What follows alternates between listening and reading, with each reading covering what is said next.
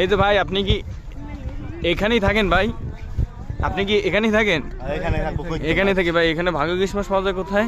এই যে আপনাদের সামনে রেস্টুরেন্টের কতগুলো দেখুন দেখা যাচ্ছে, ওখানে গেলেই পাইবে।